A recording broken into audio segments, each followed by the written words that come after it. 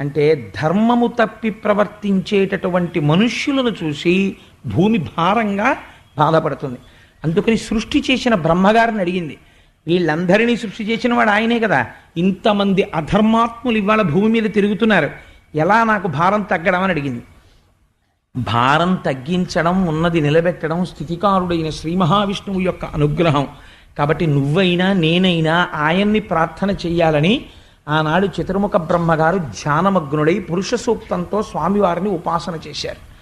ఆ ధ్యానమునందు ఆయనకు ఒక వాణి వినపడింది. వెంటనే కళ్ళు తెరిచి ఒక చిరునవ్వు నవ్వి బ్రహ్మగారు అన్నాడు, ఇటువంటి మహానుభావుడండి నిజంగా చతుర్ముఖ బ్రహ్మ. ఆయన అన్నాడు, భూమి నువ్వేం బెంగ పెట్టుకోకు, స్వామి తొందరలో కృష్ణావతారాన్ని స్వీకరిస్తున్నారు. ఆ అవతారం స్వీకరించింది మొదలదొక చిత్రమైన అవతారం. కన్నులు తెరువని కడుచిన్ని పాపడై దానవిచను బాలు త్రావి చంపి.